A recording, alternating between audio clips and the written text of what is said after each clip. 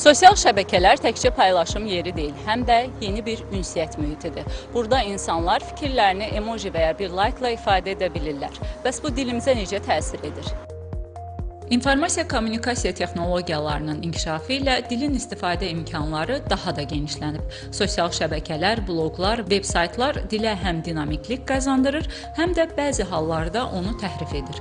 Eyni zamanda internetin yaratdığı qloballaşma imkanları Azərbaycan dilinin beynəlxalq informasiya məkanında təbliğinə də şərait yaradır. Sosial şəbəkələrdə ədəbi dilin normalarına zidd olan söz və ifadələr işlənir.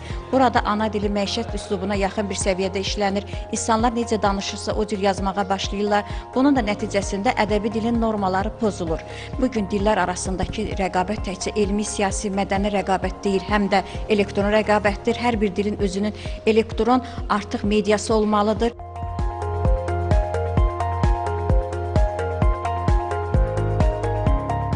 Sosial şəbəkə dili məncə dili hardasa dəyişdirir, amma bundan da uzaqlaşmaq mümkün deyil və inkişaf da etdirir. Yazışmalarda müasir zamanın tələblərinə də uyğunlaşmaq lazımdır. Yəni gənclərdə hardasa bəlkə də bilməməzlikdən onları başa düşmək olar. Amma bildiyimiz kimi Azərbaycan dilinin öz qayda qanunları var, dil qanunları var və orada hansı sözlərin qısa yazılışı, yəni açıq-aydın, belə deyim də, tədris olunur. Söz olduğu kimi yazıram, bəzən də emojilərdən istifadə edirəm. Dilin ifadə üslubu və qaydaları barədə isə mütəxəssislər fərqli fikirlər səsləndirir. Kimisi tənqidi yanaşır, kimisi də bunu yenilik və dəyişiklik adlandırır. Müasir dövrdə əsasən Z nəslinin istifadə elədiyi vibe, lifestyle, belə tip sözlər əsasən keçməyə başlayıb. Lakin düşünürəm ki, yəni bunun o qədər də mənfi cəhəti yoxdur. Yəni ki, zaten hər kəs sosial şəbəkələrdən istifadə eləyir, bütün yaş kateqoriyaları istifadə eləyir.